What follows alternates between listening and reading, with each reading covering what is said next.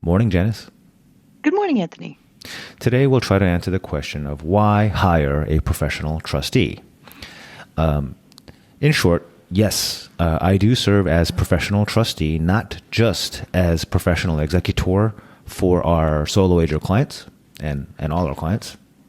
And we'll cover why our Solo Ager clients are calling us looking for a professional trustee, why they don't just use a bank, and how much it costs. Yeah. All right. Okay. So the first question is, why are they looking for a professional trustee at all? Well, the main thing is disputes between, or potential disputes or future disputes between the trustee and the beneficiaries. So conflicts between the trustee and the beneficiaries is actually, unfortunately, quite common.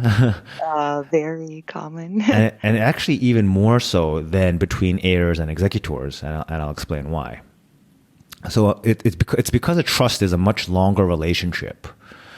An estate maybe will last a year, in the worst case, 2 or 3 Right. years if you have, tax clearance issues or complications with selling the assets or whatnot. But that is still a fairly finite and relationship where you kind of see the finish line. Yes. Yep. So the heirs and executors know that, okay, we just deal with each other for this project, right? And Yep. then, we're done. Yeah, you know the end game, right? There's not really a big question mark. Whereas with a trust, you're usually talking about the duration of somebody's life before somebody else gets involved, before the trust moves to the next stage. So we're talking about potentially years and years, if not decades, of a relationship between the trustee and the heirs, which it's a Very lot long longer. time. That's Yes, the a very marriage. long time. And open-ended because you don't know when it will, quote, end. Totally. All right. So there's also the issue that trusts often have a bit more discretion involved, meaning the trustee has to make some discretionary decisions more so than an executor. And what does that mean? Some common language you'll see in trusts is that the trustee can make decisions about whether or not to release funds to a beneficiary based on, to maintain the health or education or comfort of that heir or beneficiary.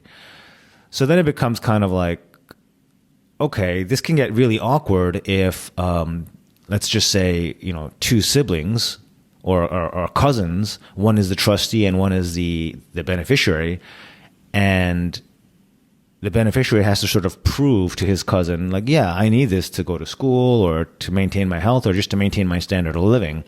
And it can get really awkward and just uncomfortable for everyone involved. I mean, does that make sense? Oh, absolutely. You're going to be asking questions and almost laying out reasons why you should have it. And kind of it could be a lot of information that's personal. Oh, Yeah. yep. Absolutely. I didn't even think about that part. Like, you don't necessarily want to disclose all your health issues or financial Right. situations, or even like, just trying to prove that you're maintaining your level of comfortable living. That means you're telling people like how much you spend a month or whatever, Right. Yeah. Yep. It's a lot of details you normally wouldn't give someone. Like you said about health, if you're going through something that you need maybe some finances for, you might not want to tell anyone, and it definitely could be awkward. So having and we'll get into this later, a professional executor or at least a sort of a disinterested or just non-relationship third party can make that a bit easier. Yes. Yep. You don't have to talk about it over Thanksgiving dinner. Yeah. Yeah. Right.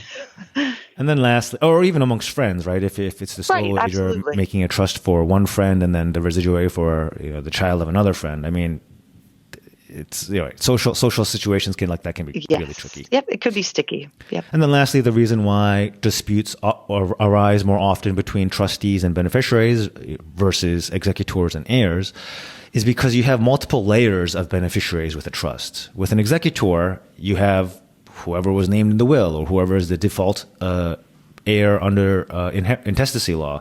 And those are the folks you're dealing with.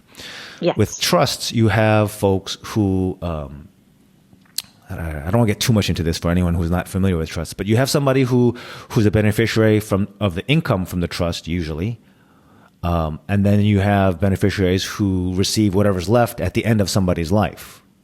decades later. And those are very, very different incentives, right? Exactly. The folks up front want as much income generated and paid out to them as possible. So, everyone wants naturally, more, right? Whereas the beneficiaries at the end of the trust, they're like, hey, don't pay out so much income. That's basically my money. Yeah, don't spend it. Don't spend it. I'm waiting for that. Yeah. So it's a very tricky balance, even for professional trustees. So it can be very dicey having, again, your friend or your cousin, where the heirs and trustees all know each other. It can be very dicey making those tough decisions. All right. Next up, Janice, is we get a lot of callers, Solo Ager clients calling and wondering, why not name a bank as a trustee, or actually having tried it and sharing with us their experience. Yes. And when I say bank, I also mean possibly a trust company or fiduciary companies. There's a lot of different options out there, institutional options out there.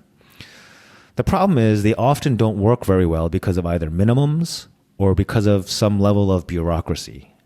And this is a similar issue that we've seen with naming a bank as your executor, and it's very similar to the problems are very similar to what you'll see with a professional bank trustee.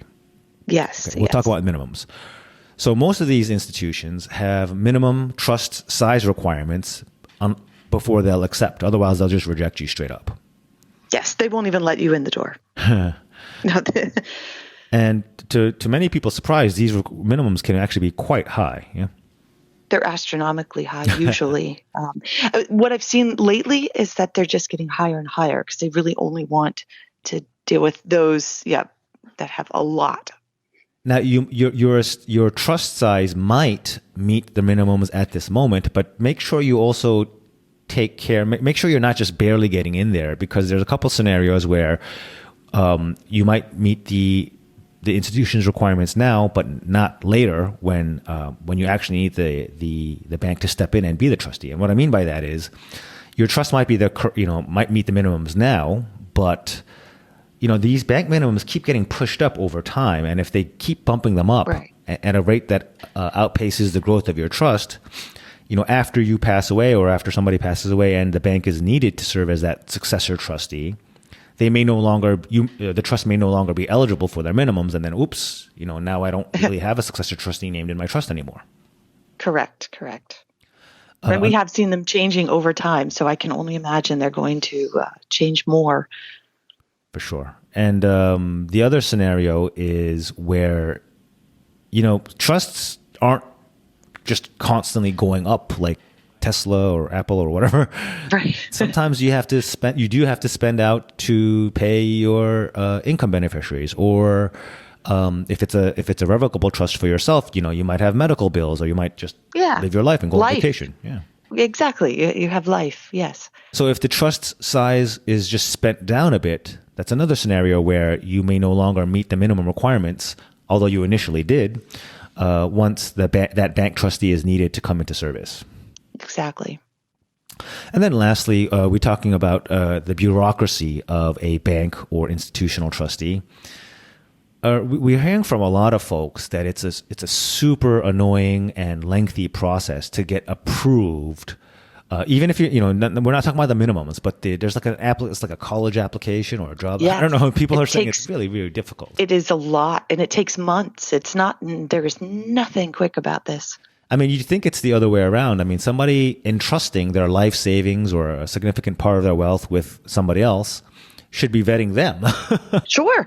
Right. But no, it's quite the other way around. Yeah. And folks have told us it feels like they're asking for a loan, not giving, entrusting somebody else with their wealth. Yeah. Right. And one of the downfalls is you're never talking to the same person. Whereas, like, for example, here, when you're a professional executor, you're always talking to Anthony, right? You get to know the person over time. But here, you could talk to somebody completely different every single time. And yeah, we've had a lot of folks, of our Solo Ager friends, call in and say, you know what, I just gave up because it was taking so long. I just withdrew my application, or they just dropped it. Yeah. Yep. They just forgot about it. Exactly. All right. So lastly, a lot of Solo Agers wonder and are really pleased to hear the answers to the question, how much does it cost to hire a professional trustee? So in most cases, there's no cost now because most trusts are either a revocable trust or a testamentary trust, which means that you don't really need that professional trustee until you've passed away. Very similar to an executor. So since nobody's doing the job now, there is no cost now. Yeah. Yes. Yep. But once the professional executor or once any, trustee is needed, again, usually upon your passing, our Solo Ager friends are really pleased to hear that the cost or the fee for an experienced professional, is exactly the same as your completely inexperienced and overwhelmed buddy or best friend, because the fees are set by state law. Very similar to how executors' compensation is set.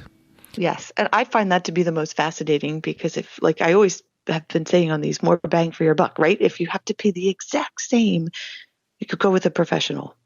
Yeah, I mean, exactly. Once our friends hear this, it becomes an absolute no-brainer. Like, yes, I'm going with the experienced professional because it just makes so much more sense. It does. And you know what? It is honestly something that people just don't know. Yeah. Because in theory, it would make sense that it costs more for that's a fair assumption, right? Absolutely, right. But in this particular situation, it's so governed that that's not the case. So that's it. We're trying to help. We get a lot of calls from folks, our Solo Ager friends, considering hiring a professional trustee. So we thought we'd sort of answer some of their frequently asked questions and sort of share what they're going through. So if you're going through this search, maybe you can commiserate or feel relieved that you're not the only one. Yeah. Absolutely. Thank you so much for your questions. We appreciate them. So definitely send them along if you have them. And if you haven't already gotten it, there is a link down below in the comments. The Solo Ager Estate Plan book of Anthony's. It'll help you dive into some of this. And it's a free e-copy. Perfect. Thanks, everyone, for listening and sharing your questions. As always, thank you, Janice. And we will talk soon next time. Take care. Talk soon.